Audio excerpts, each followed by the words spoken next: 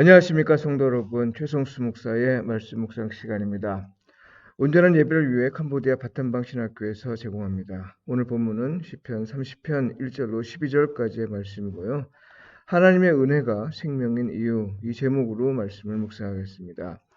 작품을 비평하는 방식으로 독자 중심 비평이라는 게 있습니다. 저자의 의도를 파악하여 그걸 중심으로 작품을 평가하는 게 아니라 독자의 다양한 시선에 작품에 대한 평을 내맡기는 겁니다.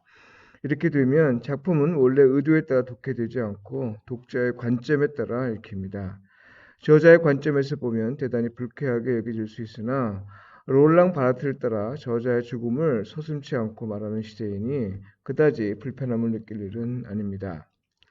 오늘 시편은 원래는 중병에서 회복한 후에 감사를 위해 쓴 시입니다. 그러나 이 시는 안티오코스 4세에게 더럽혀진 성전을 주전 165년에 되찾아 다시 봉헌한 사건을 해마다 기념하는 행사에서 낭송되었습니다. 시를 읽는 독자에 의해 시의 외연이 바뀐 거죠. 여러분, 그렇다고 시편을 읽을 때 자기 멋대로 읽으면 된다는 말로 오해하면 안 됩니다. 성경의 시편과 일반 문학 작품은 다릅니다. 사실 건강의 회복을 감사하는 개인의 시가 성전 회복을 기념하는 시로 읽힌 건 전혀 생뚱맞은 일은 아닙니다. 우리가 잘 알다시피 그리스도를 믿어 성령이 거처로 삼으시는 그리스도인의 몸을 성경은 성전으로 여깁니다. 이것을 가장 먼저 계시한 건 예수 그리스도고요. 바울은 고린도 교회에 보내는 편지에서 이 사실을 명시적으로 밝혔습니다.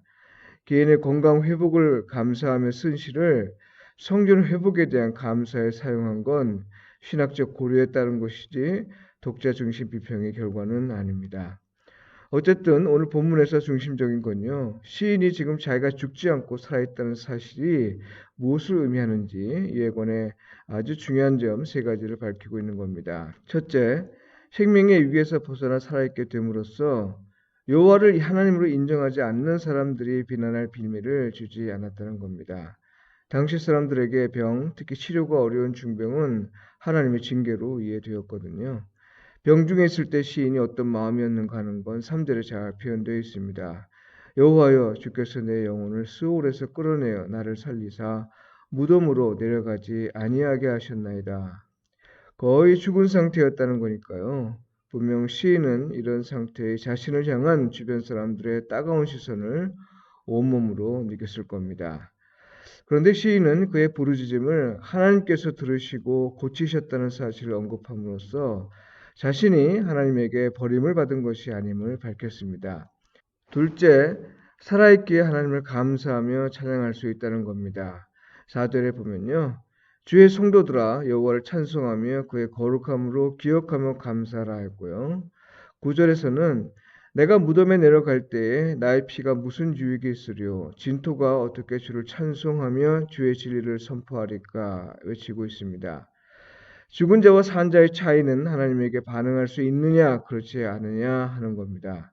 산 자는 반응할 수 있지만 죽은 자는 반응하지 못합니다. 따라서 시인이 은혜를 구하고 도움을 구하는 건 결국 생명을 구한 겁니다. 살아있는 자로서 시인은 하나님을 이렇게 찬양합니다.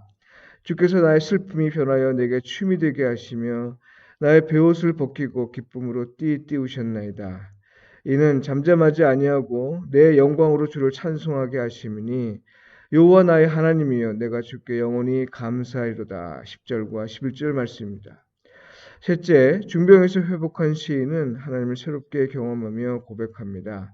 그의 노염은 잠깐이요 그의 은총은 평생이로다. 저녁에는 울음이 깃들일지라도 아침에는 기쁨이 오르다. 어떠한 죄로 징계받든지 하나님의 노염은 잠깐이고 그의 은총은 평생이라는 사실과 또한 고통 가운데 하나님께 부르짖을 때 하나님이 들으시고 일하심으로써 우리는 응답을 받는 새 아침을 맞이할 수 있다는 겁니다.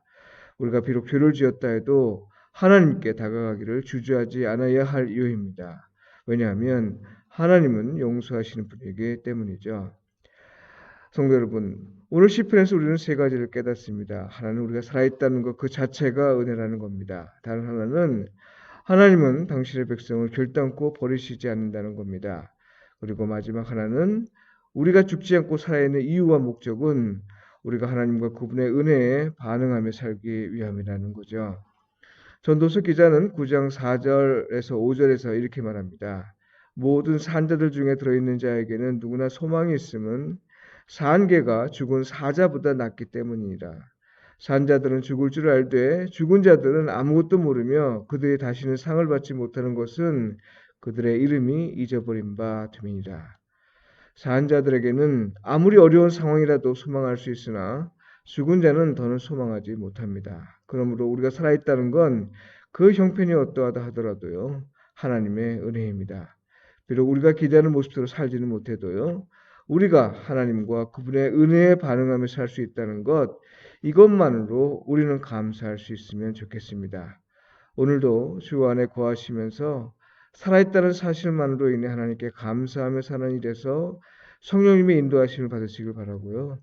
서로 사랑하고 서로 돕고 서로 세워주는 삶을 통해 하나님과 이웃에게 복음에 합당하게 반응하며 사시길 축복하며 기도합니다. 열악한 환경에 있던 바탄방 신학교에 조금씩 빛을 비추어 주심을 감사합니다. 하나님이 신입생을 10명이나 보내주셔서 은혜로운 입학식을 잘 마쳤습니다. 주님을 향한 열심을 품고 캄보디아 복음화를 위한 지도자들이 많이 나타날 수 있도록 기도해 주십시오. 기도드리겠습니다. 주님, 우리는 여러 어려움을 당하고 그때마다 지옥 같은 삶을 경험하며 괴로워합니다. 그때마다 우리에게 생명을 주시어 살아있게 하시니 감사합니다.